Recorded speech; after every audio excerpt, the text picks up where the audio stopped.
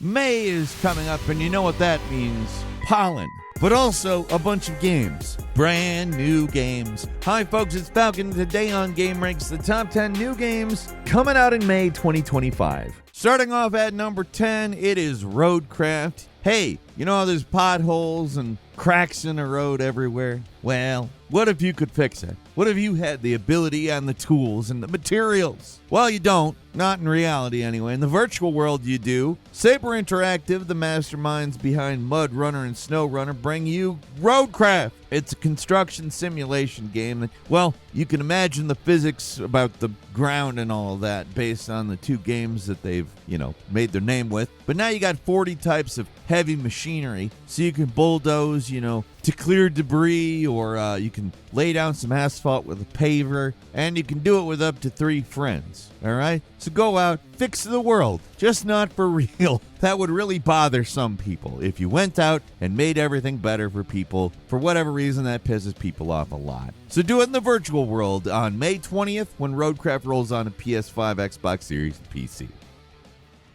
At number 9, it's Revenge of the Savage Planet, the quirky colonial sci-fi adventure that had you cataloging alien flora and fauna while being bombarded with corporate propaganda is back. This game not only is a sequel to what is, I consider, a pretty great cozy exploration space thing, with a lot of good humor about, how everything works, but it also has, a hell of a developer story. These guys were bought by Google, shut down because it was going to be part of the Stadia first-party stuff, and obviously that fell apart. They reformed as Raccoon Logic, and they got their IP back from Google. It's kind of one of those best-case scenario stories, and I always want to root for these guys. They're called Raccoon Logic now. They weren't before, but it doesn't matter. Revenge of the Savage Planet, it looks a lot like a continuation of the first game's story, as well as kind of building on what they made with the first game. Probably my one gripe with the first game was, man, I wish this was third person. And the second one is third person. So, I don't know, I'm psyched. They got an expanded co-op mode, so jetpacking across all the chasms and fighting off the aggressive alien wildlife and jumping. I mean, a lot of the fun of this game is vertical stuff, honestly. And I'm talking about the original in first person. In third person, it's going to be even more fun because the frustration of first person and platforming is, well, it's real. But also, Raccoon Logic has promised a more substantial narrative this time around. I think that's cool because I did like all of the world narrative-y type stuff for the first one. So, I'm pretty psyched. Revenge of the Savage Planet is landing on May 8th for the PlayStations, the Xboxes, and PC.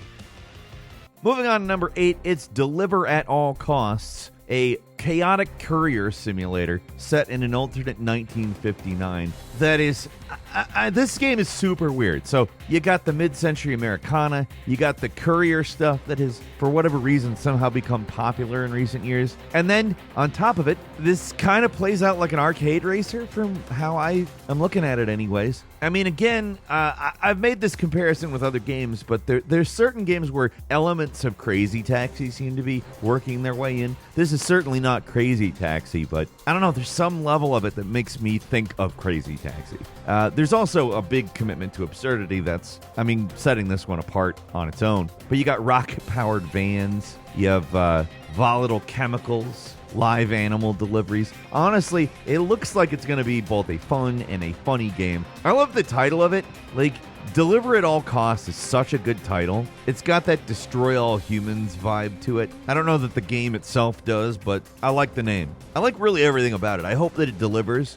It is landing on May 22nd for PC, PS5, and Xbox Series. At number 7 is Blades of Fire. Hey, you ever thought, I wish God of War had a little more blacksmithing and maybe a little less daddy issues? Well, Mercury Stream, the guys who brought you Metroid Dread, thought, well, that's what they thought. You're a warrior, you're on a mission to overthrow the queen, and like I said, very God of War-like, except you got a weapon forging system. So you have 7 weapon families and 30 unique forge scrolls, so you can really make a pretty unique tailored arsenal here. I guess maybe in 2025 complaining about the fact that the weapons degrade is passé. It's something that's been happening for a while now, but that's the one thing I could see being somewhat irritating here. You craft some awesome weapons and they degrade over time, but I guess you gotta have trade-offs somewhere. Blades of Fire is launching on May 22nd for PS5, Xbox Series, and PC. And number 6 is the Precinct. You ever wanted to be a cop in an 80s crime drama? Well, there you go. You got some way to do that now. Virtually, of course. I mean, you can't literally travel back in time to the 80s and become a cop. But you're a cop. You're out there cleaning up the streets, writing parking tickets and stuff, as well as, in the long term, solving the tragedy of your father's murder. You know, that sort of thing. So, in a lot of ways, this looks like a kind of reverse Grand Theft Auto. And you might even say reverse old Grand Theft Auto, like 1 and 2 Grand Theft Auto. It's a top-down perspective. Not full top-down, but, like, you get the point. It's closer to that Grand Theft Auto than the newer Grand Theft Auto. And you're a cop. You're not committing crimes, right? Cops don't do that.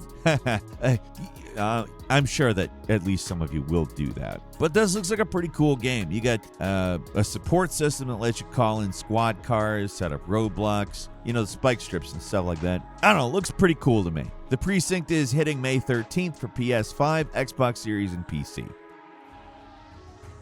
And number 5 is Onimusha 2, Samurai's Destiny. Nice little remaster for you. This one came out way back in 2002. So, we're getting some updated graphics, but I think more importantly, we're getting modernized controls. This is, I mean, it was never a bad-looking game. On PS2, this was a very pretty game. A lot of these games also aged really well in terms of their looks anyways, so bringing it up to an HD resolution actually looks pretty great. It seems like they have done some work on some of the models. It seems some of it just looks better than was possible back then, but it's not just a fresh coat of paint. They also throw in a new mode called Hell. And I don't know if you think normal demon slaying is too easy, I guess. There's also going to be some quality of life stuff. You got autosave, you can have skippable cutscenes, easy weapon switching, stuff that makes old games like this feel much better to go back to. It just so happens if you pre-order, you also get a little soundtrack pack. Not the full soundtrack, but 5 orchestral tracks. I don't know. I love that Onimusha's making a comeback.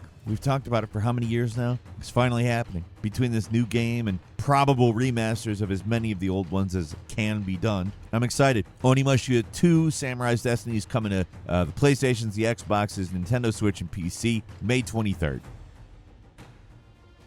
And number 4 is Lost Soul Aside. A solo dev by the name of Yang Bing decided he was going to do something nuts and started making this action RPG that really impressed people. And of course, the project has evolved beyond that now. It is quite a large and awesome looking game. You got some of that Final Fantasy look. You got a lot of that Devil May Cry feel. So, I mean, take Final Fantasy 15, Devil May Cry, Ninja Gaiden, and all that stuff, put it into a blender. That's what this looks like. It's a game that looks unique. You have a companion that can turn into your weapons or wings or stuff like that. And honestly, like, it just looks like a lot of fun. I hope that it delivers because honestly, it's one of those stories where one guy started something and it turned into something much bigger and cooler, and it actually happened, which is borderline shocking. A lot of the times this story doesn't go this way. So I hope that it's as good as it looks. Lost Soul Aside is landing on PS5 on PC as well, May 30th.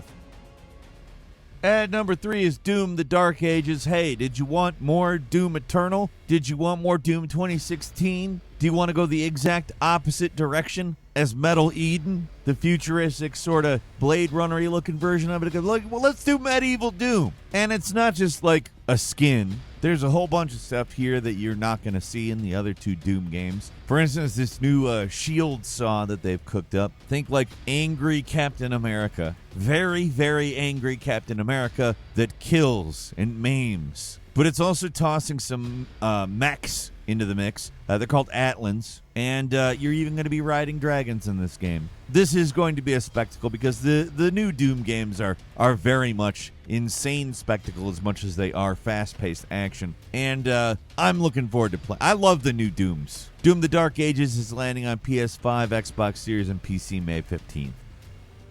Moving on to number 2, it is Dune Awakening. Were you thinking to yourself, oh man, I'd love a Dune game, but I would prefer it if it weren't about sleeping? Well, Dune Awakening has got you covered. I joke, it's actually a survival MMO. Pretty good looking survival MMO, I might add. You got a big open world, you got to build shelters, craft your equipment, form alliances, rivalries with other players, take part in large PvP battles, as well as PvE stuff, and a whole lot of customization. There's an in-depth character creator. It looks to be pretty good in terms of, a licensed properties character creator. You define your sleeper's appearance, background, and mentor, which changes your starting abilities and obviously your narrative journey. I don't know, it looks like a pretty big and awesome Dune game. I hope that it lands the way that it looks like it will. Dune Awakening is landing on the PS5 Xbox Series and the PC as well on May 20th. And finally, at number 1, it's Elden Ring Nightreign. So hey, did you want more Elden Ring? Of course you did. Did you want a standalone co-op adventure that takes you and 2 friends to a procedurally generated nightmare world called Limveld? Well, you probably weren't thinking that specifically, but that's what you're getting. So you take one of 8 predefined Nightfarers. You got different abilities, class roles, fighter, mage, assassin, blah, blah, blah. And you're supposed to survive a 3-day cycle where the map shrinks and you end up in a showdown with a formidable Night Lord. It's a roguelike with some battle royale seasoning sprinkled upon it. And although, yes, it is a co-op game, you're welcome to play it alone. It's not going to be easy. Apparently, it's going to be quite difficult for players who play it alone, although I'm sure people who like From Software games will simply take that as a challenge. Your entry point is only $40 here, but if you really want to spend some money, you can spend up to $200 on a collector's edition. Nightreign is landing on the PlayStations, the Xboxes, and PC on May 30th. Couple of quick bonus games for you. Everspace 2. The Everspace 2 universe gets its first major DLC called Wrath of the Ancients on May 12th. It includes 4 new star systems, a new player ship called the Wraith, and a bunch of new enemies and side quests. Does look like a proper expansion. Like I said, May 12th on every platform that's got Everspace 2. And then there's also The Midnight Walk, which is a dark fantasy adventure that combines handcrafted clay visuals with what looks like a fairly haunting attempt at narrative. You take on the role of the Burnt One, and you take on monsters, puzzles, and have to protect a glowing companion named Potboy. This is a VR game, or at least it has support for PS VR and PC VR.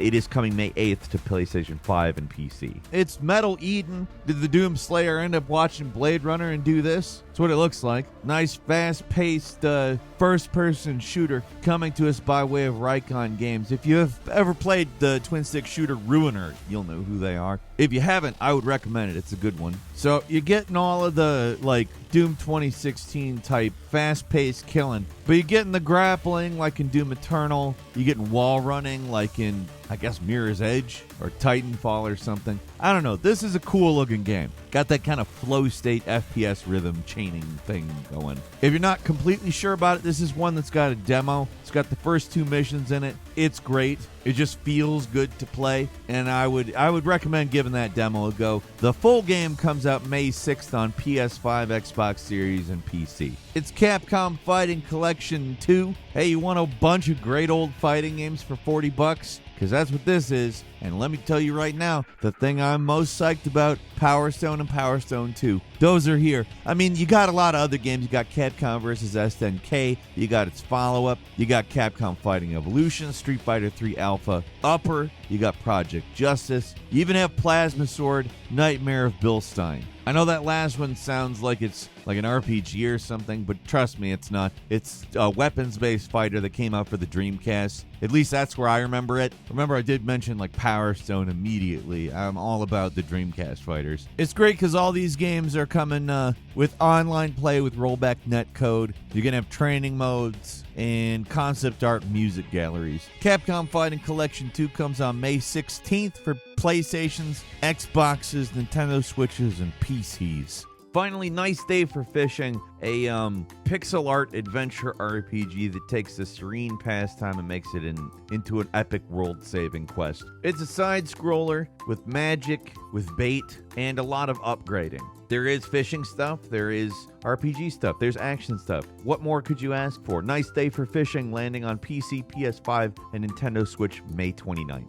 And that's all for today. Leave us a comment. Let us know what you think. If you like this video, click like. If you're not subscribed, now's a great time to do so. We upload brand new videos every day of the week. Best way to see them first is, of course, a subscription. So click subscribe. Don't forget to enable notifications. And as always, we thank you very much for watching this video. I'm Falcon. You can follow me on Twitter and put me on Cameo at Falcon the Hero. We'll see you next time right here on Game Ranks.